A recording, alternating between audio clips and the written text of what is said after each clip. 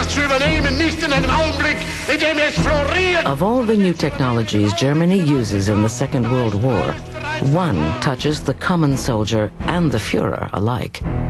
It is the synthetic chemical amphetamine, more commonly known as speed. The Blitzkrieg could just as easily have been called Speedkrieg. Everybody was amazed how fast the German panzer troops rushed across Europe westward towards the lowlands. Couldn't believe they could just keep going night and day and so forth. And it was later learned that they were dispensing large amounts of amphetamines to these troops. Hitler is injected as many as 5 times a day with methamphetamine, a supercharged amphetamine. Scholars claim Hitler's mad rants and blunders were the result of his addiction to the drug. It is also used in the Japanese war effort, given to the Imperial ground forces and kamikaze pilots. The drug of the Axis war machine is a stimulant.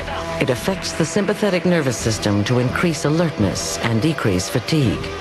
Amphetamines stimulate the adrenal gland to increase spontaneity, initiative, confidence, and a sense of well-being. Amphetamines are commonly associated with appetite suppression, but the drug was first introduced as a lung decongestant, the benzodrine inhaler, nicknamed Benny in Germany in 1932. It would clear up your sinuses and do a lot of other things.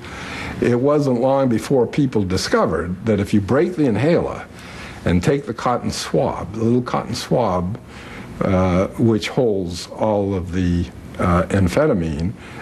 Some people just swallowed it whole, other people dissolved it in coffee or what have you. Well, I was just wondering about those bennies and things we've been fooling around with. A Benny? A Benny? You mean a benzodrine tablet? This method of ingestion is commonly called poppin' bennies.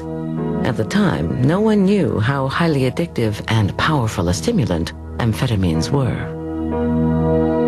It was quite euphorogenic. It gave people a sense of confidence. Life seemed brighter. You didn't have to sleep as much. You could overcome fatigue. It made doing boring things more interesting. And, of course, weight loss.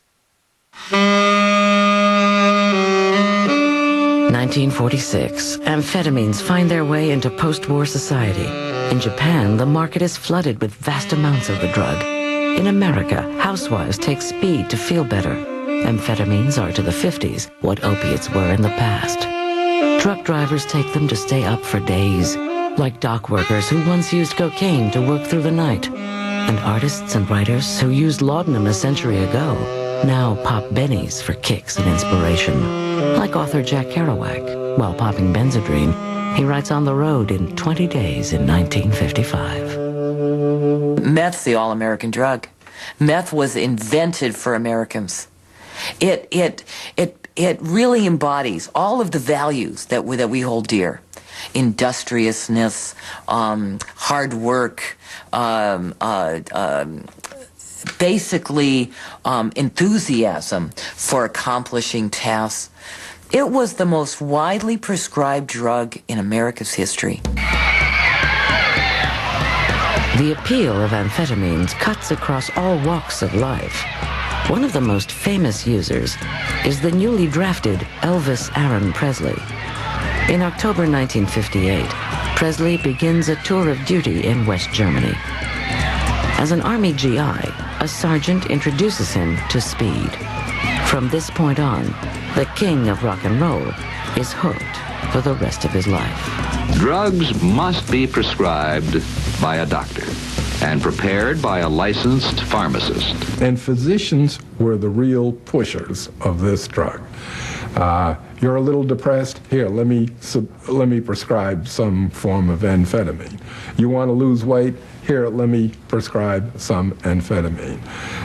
You say you don't have enough energy? I mean, the reasons were legion. In 1946, a physician by the name of W.R. Bett published a paper in which he claimed there were 39 medical reasons for prescribing amphetamines. And they were everything from hiccups to schizophrenia. By the 1960s, amphetamine use was a hidden epidemic.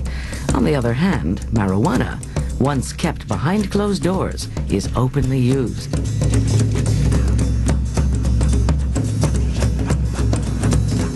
Unlike methamphetamine, a legal drug, marijuana has been outlawed by the Marijuana Stamp Act of 1937. Users face fines and jail sentences under federal law.